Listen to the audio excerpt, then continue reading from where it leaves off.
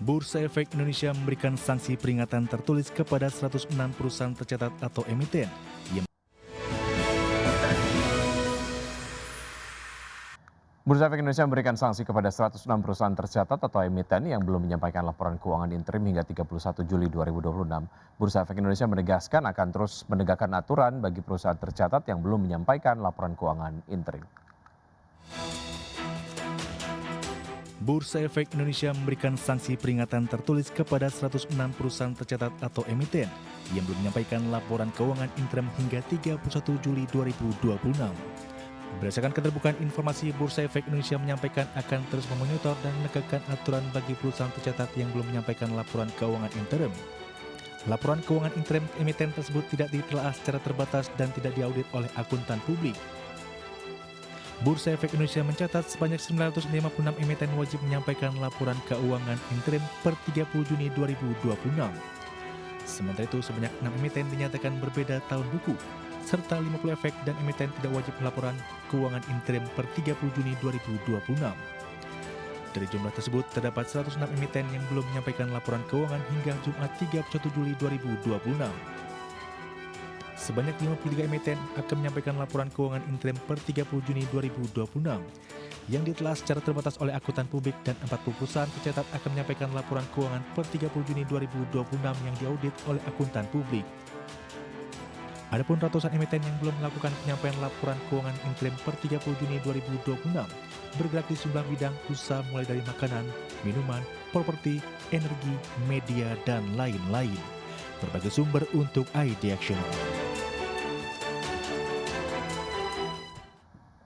Inflasi Amerika Serikat tercatat tetap tinggi pada Juli 2026, menunjukkan tekanan harga yang masih sulit mereda dan berpotensi memperumit perdebatan The Fed mengenai arah suku bunga. Berdasarkan data Departemen Perdagangan Amerika Serikat, Personal Consumption Expenditures Price Index naik 3,7% secara tahunan pada Juli lalu. Inflasi Amerika Serikat tetap tinggi pada Juli 2026, menunjukkan tekanan harga masih sulit mereda dan berpotensi memperumit perdebatan Federal Reserve mengenai arah suku bunga. Berdasarkan data Bureau of Economic Analysis Departemen Perdagangan yang dirilis Rabu, Personal Consumption Expenditure Price Index naik 3,7% secara tahunan pada Juli. Angka tersebut sama dengan pertumbuhan pada Juni dan lebih tinggi dari perkiraan ekonomi dalam jejak pendapat Reuters sebesar 3,6%. Dengan demikian, inflasi PCE masih berada di atas target The Fed sebesar 2% selama 65 bulan berturut-turut. Secara bulanan, indeks PCE meningkat 0,2% pada Juli, berbalik dari penurunan 0,1% pada Juni. Penurunan pada Juni sebelumnya merupakan kontraksi bulanan terlemah sejak April 2020. Inflasi PCE sebelumnya melonjak hingga 4,1% pada Mei, level tertinggi dalam 3 tahun, setelah Perang Amerika Serikat Israel melawan Iran pada akhir Februari, mendorong harga energi dan mengganggu sekitar 1/5 pasokan minyak global. 6 bulan setelah konflik tersebut dimulai, situasi belum sepenuhnya terselesaikan. Namun intensitas serangan telah menurun, dan harga minyak serta tekanan inflasi yang ditimbulkan telah turun dari level tertinggi pada pertengahan musim semi. Berbagai sumber untuk ID Action. Terima kasih Anda masih bergabung sama kami. Pemirsa, PT Cisarua Mountain Dairy Tbk menyetujui pembagian dividen interim tahun buku 2026 sebesar Rp100 per saham.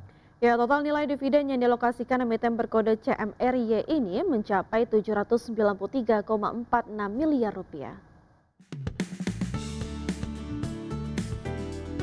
PT Cisarua Mountain Dairy Tbk membagikan dividen interim tahun buku 2026 kepada para pemegang sahamnya. Berdasarkan hasil keputusan rapat umum pemegang saham tahunan pada Rabu 26 Agustus 2026, perseroan sepakat membagikan dividen Rp100 per saham. Total nilai dividen tunai yang disalurkan produsen produk olahan susu merek Cimori ini mencapai Rp793,46 miliar. Besaran dividen tersebut setara 67,8% dari laba bersih entitas induk semester 1 2026 yang mencapai Rp1,17 triliun. Kinerja keuangan perseroan juga didukung oleh saldo laba ditahan yang belum dibatasi penggunaannya sebesar Rp3,33 triliun. Sementara itu, total likuiditas perseroan hingga pertengahan tahun ini tercatat menguat di angka Rp7,16 triliun. Dividen akan disalurkan kepada investor yang namanya tercatat dalam daftar pemegang saham pada 7 September 2026. Berdasarkan jadwal perseroan, kam dividen di pasar reguler dan negosiasi jatuh pada 3 September 2026. Diikuti ex-dividen pada 4 September 2026. Selanjutnya seluruh proses pencairan dana dividen akan disalurkan secara serentak pada 18 September 2026. Berbagai sumber untuk IDX Channel. PT Wijaya Karya Bangunan Gedung TBK membukukan raihan kontrak baru sebesar Rp775 miliar hingga Agustus 2026. Pencapaian emiten BUMN konstruksi ini melesat tajam 568% dibandingkan dengan periode yang sama tahun lalu. PT Wijaya Karya Bangun Gedung TBK mencatatkan pertumbuhan signifikan dalam perlahan proyek baru hingga pertengahan tahun ini, di mana perseroan meraih kontrak baru senilai Rp775 miliar.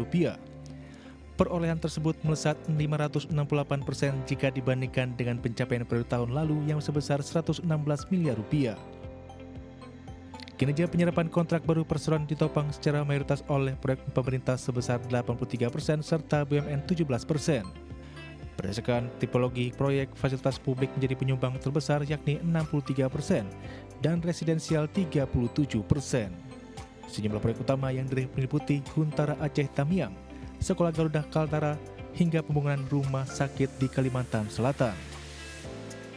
Dari sisi kesehatan fundamental, perseroan mencatatkan rasio utang terhadap ekuitas atau DER yang sangat aman di angka 0,98 kali. Beban keuangan perseroan tergolong minim mengingat rasio utang berbunga berada pada level rendah 0,07 kali. Selain itu, perseroan tidak memiliki utang, obligasi maupun sukuk sehingga memiliki fleksibilitas tinggi dalam pendanaan modal kerja. Berbagai sumber untuk IDX Channel. Ya, PT Wintermar Offshore Marine TBK menerbitkan jaminan perusahaan senilai $12 juta untuk memfasilitasi kredit entitas anak usahanya. Ya, langkah emiten berkode WINS ini bertujuan mendukung refinancing kapal dan modal kerja. PT Wintermar Offshore Marine TBK resmi memberikan jaminan perusahaan untuk memperkuat pendanaan entitas anaknya. Berdasarkan keterbukaan informasinya, penjaminan kredit senilai $12 juta ini ditujukan kepada PT Bank Shinhan Indonesia. Transaksi tersebut menjadi syarat utama dalam penyaluran fasilitas kredit kepada anak usahanya yakni PT Wintermar. Corporate Secretary Wintermar Nelly Layanto menjelaskan bahwa penjaminan tersebut digunakan untuk pembiayaan kembali atau refinancing armada kapal perseroan. Selain memperkuat struktur pendanaan armada, pinjaman dari Bank Shinhan Indonesia ini juga dialokasikan untuk memenuhi kebutuhan modal kerja. Langkah ini diambil guna menjaga kelancaran operasional perseroan di sektor pendukung migas lepas pantai. Merujuk pada ketentuan pasal 6 ayat 1 huruf E PUJK 42 tahun 2020, transaksi jaminan keperbankan ini tidak memerlukan penilaian independen dari KJPP. Manajemen menegaskan transaksi ini tidak mengandung benturan kepentingan serta seluruh fakta material telah diungkapkan secara transparan. Adapun PT Wintermar merupakan entitas anak strategis yang dikuasai WINS dengan posisi kepemilikan saham melampaui 99%. Berbagai sumber untuk IDX Channel.